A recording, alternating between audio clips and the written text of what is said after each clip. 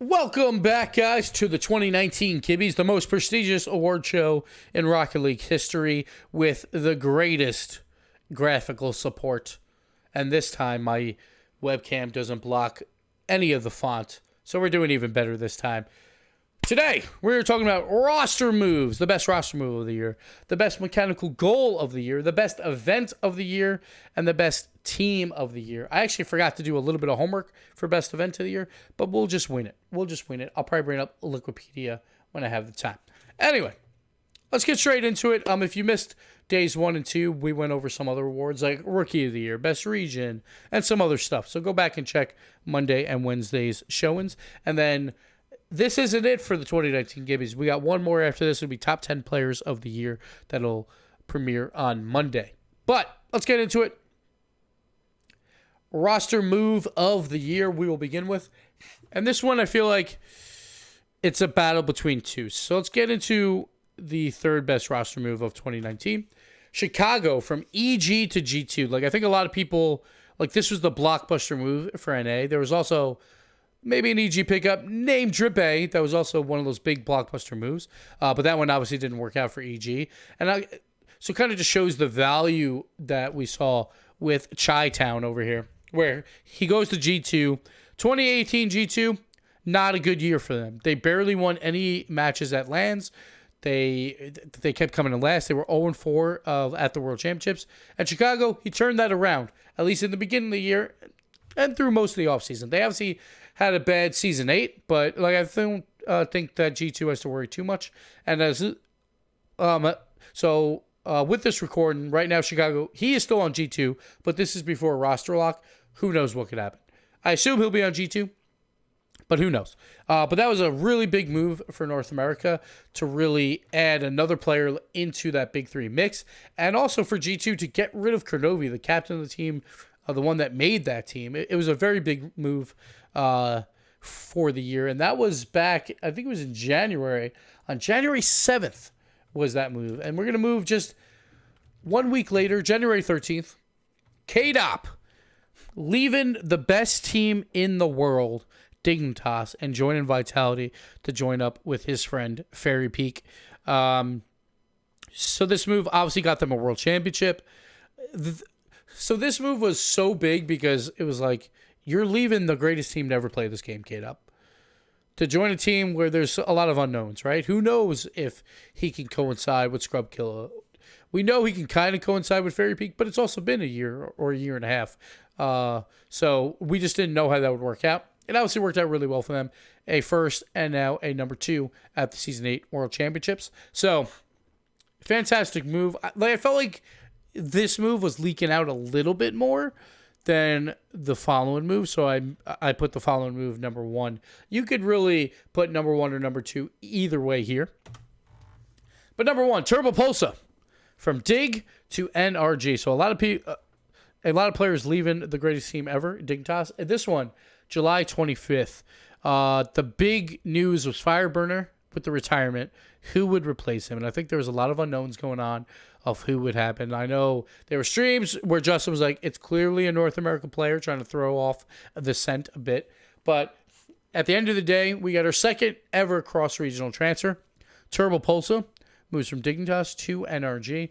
Not only that, but they go on to win the Season 8 World Championship. So a pretty good move all in all for Turbo Pulsa. So hats off to him for going to a new environment. He moves in with Garrett G. It's a brand new environment for him and Garrett G. And they get through all of that, have a fantastic season, and cap it off with one of the best series we've ever seen. Moving on. Mechanical goal of the year. So I forgot to add my clips here. I actually don't know what order I have these in. I think I have it in one certain order. Now, this one, I feel like I probably missed some. So keep that in mind. But we're going to open these anyway. Just going to make sure everything's muted. Okay, I think we're good. All right. Mute everything. Now, this is the most mechanical goal here. Like, it doesn't matter so much the importance of the goal. So note that. But I probably missed some. So if you can think of any, throw some Twitch clips in the YouTube comments. But these are my 3, at least. And I forgot what order I have them in, so we're going to go through it now. Number 3, Astral Down Air Dribble. I love this play. This play was fantastic. So this play was so cool because he avoids Devo twice on demos here. So he jumps over him once, the down air, then jumps over him again. And the coolest part is the down air. We saw this one other time from Flakes where he down airs but turtles and then flips up for the goal. He actually down airs and has enough time, just barely, to flip back over. To flip his car back onto his wheels to make that shot. Sure, it wasn't the prettiest finish, but he doesn't need a pretty finish when he does that. Like, how is Ronicky supposed to defend that at all? Fantastic play from Astral. And we'll probably see him a lot more in 2020 for Mechanical Blaze. He had a lot of other nominees that could have made the cut as well. So Astral, number 3, with the down air dribble. Moving on. Plus, that was a very important goal, too, to note. That was on their way to reverse sweep Barcelona in the regional championships to make it to the world championship. Chaussette, 45, the Sealand wave dash into shot. So this is the one that I could have put number 1, possibly. I was kind of between this and the shot. We'll see a little bit later. But I decided to put this number 2. So he jumps off the Sealand. It's like your standard Sealand shot. But the thing is, and I probably should have put this number 1 because of the 0 boost. He has to wave dash off the Sealand to get enough speed to then jump off once again to then get the flip reset. Or not the flip reset, but the Sealand shot. And he's got to do it fast enough so he can flip again. But he's got 0 boost. So, like, the wave dash, like, maybe some people will be like, was it actually needed? I think it absolutely was. And honestly, probably should be number 1. But it's number 2 on this list. But Chaussette, fantastic shot there. The Sealand wave dash into Sealand shot. Absolutely nutty. Moving on. Number 1. Maybe we'll put number 1 with a star. The J-Naps triple touch flip reset shot. Let's get to it. Let's see it. J-Naps on his way for one of the best performances we've seen from a player in the promotion tournament. Let's just see the shot again. So Rizzo with the pass out, the 1 touch. He lines himself up, the 2 touch with the flip reset. Does the side flip to make sure he gets the angle. Beautiful goal from J-Naps, earning that number 1 spot. G2 versus Cloud9 2. It wasn't like, oh, he's just playing some random rival series dude. That didn't make it to the RLCS. They were playing Cloud9, a very formidable opponent. And beautiful, beautiful shot from J-Naps. Number 1 with a star. If I could change it, I would put Chaussette number 1. But that's fine. We'll just say they're both number 1 in our hearts. But J-Naps and Chaussette, congratulations for the mechanical goal of the year. Moving on. Event of the year.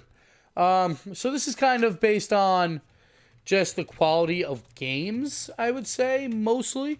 There is other factors, crowd and all that stuff, but I went with the games for the most part. And I'm going to bring up one in particular that we'll talk about in a little bit. But number 3, not so much the games for this one. This one was more the atmosphere, and I didn't know where else to put it. RL Summit was a fantastic event for the pros to just kind of lay back and have some fun.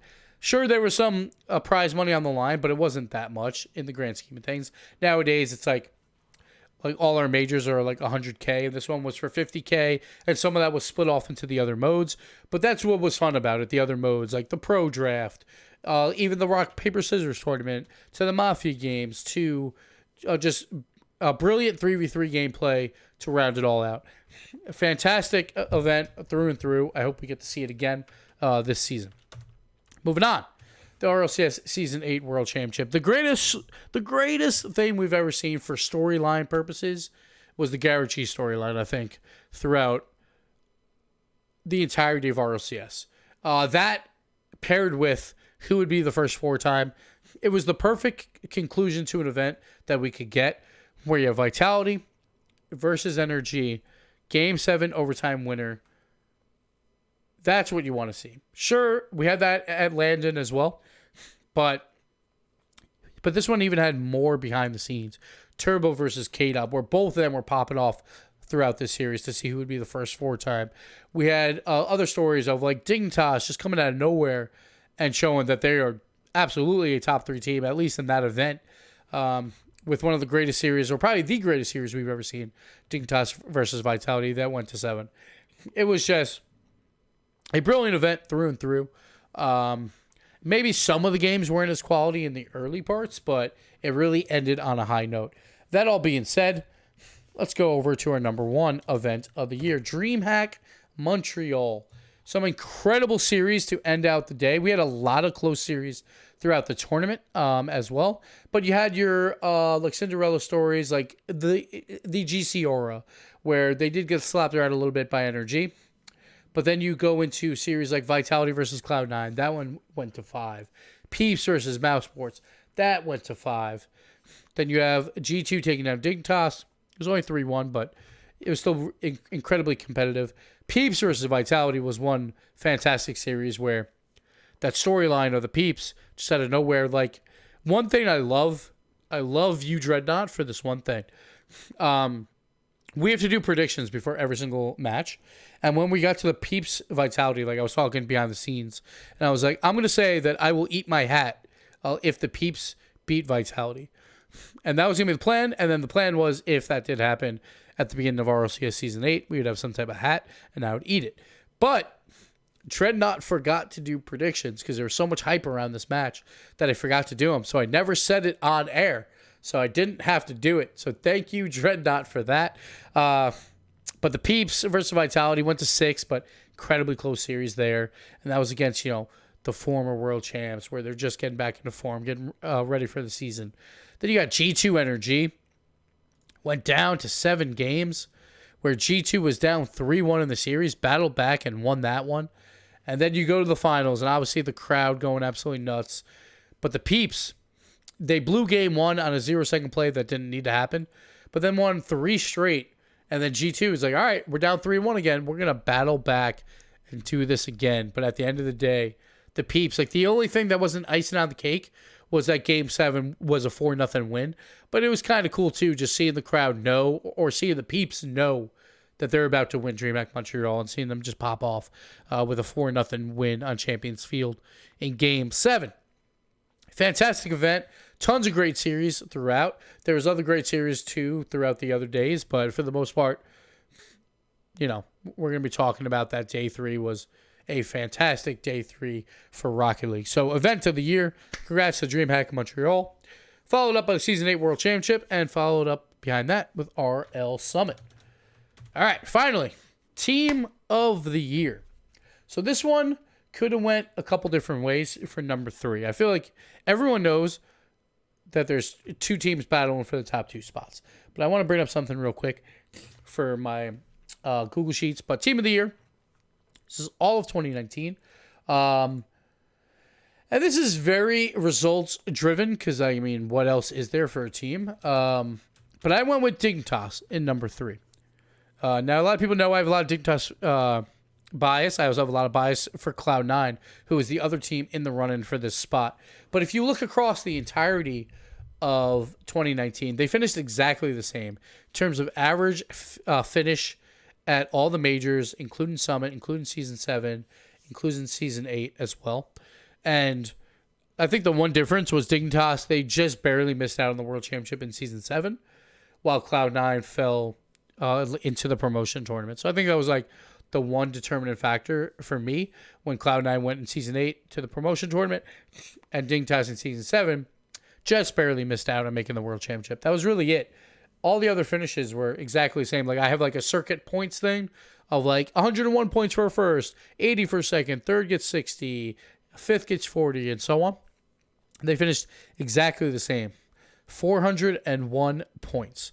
Now, there was another team that was also tied with them with exactly that amount of points, but they were clearly a little bit above because of RLCS experience or RLCS results, and that is Vitality. Vitality, they won Season 7 World Championship, so obviously that they're going to be on this list no matter what when you win a World Championship. And then Season 8, they go to another Grand Finals, 1 goal away from winning it there. My only issue with them, for the reason why they're not in the number 1 spot, is because their offseason results, not fantastic. They had one where they didn't get a chance to really go to. They could have qualified, I guess, but WSOE. But besides that, like DreamHack Dallas, they finished 9th. They finished last in RL Summit, which, again, not a huge factor in my mind, but not as good of results as this number one team.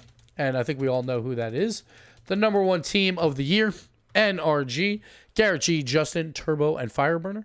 And look at that. Turbo gets on the list twice. Dignitas and NRG. So NRG, even with Fireburner, was having a fantastic year where they were getting great performances out. They were the best DreamHack Pro Circuit team in terms of points. Like I said, they had the most points overall for the entire year with all events considered. Plus, the only team to win 2 events this year.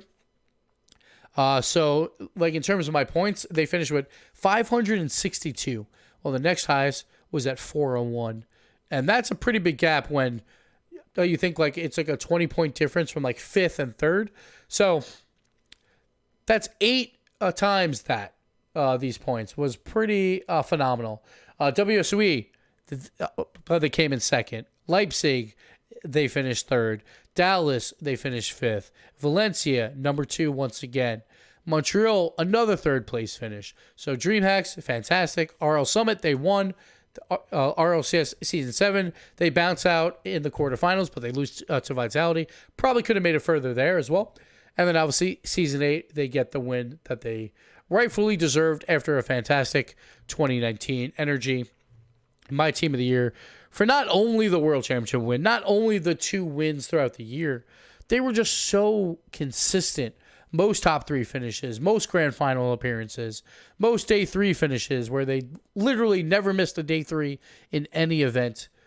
And they just had a phenomenal year. So hats off to Garrett G, Justin Turbo, and of course Fireburner as well, because that first half of the year, they couldn't have done it without him either. So team of the year, NRG. And that'll do it for most of the Gibbies. That's pretty much all the awards that we're going to give out. There's one award left. Well, not really an award, but the top 10 players of the year. So we'll talk about this a little bit more on Monday. But when I do top 10 players, I do it a little bit differently, where I only include one player from each team. So if you want to start guessing at what my top 10 looks like, then go for the guesses in the YouTube comments below. But we'll put them all out in one video, so you won't be able to guess then. So have fun. Try and guess my top 10 in order. There's no prizes for whoever's close, but hey, do it for the funsies. But again, one player per team, and that's usually, like, obviously the best player on that team. So that'll do it for me for the Gibbies 2019 edition for most of the awards except for top 10 players, and we'll get to that on Monday. We'll see you then. Bye.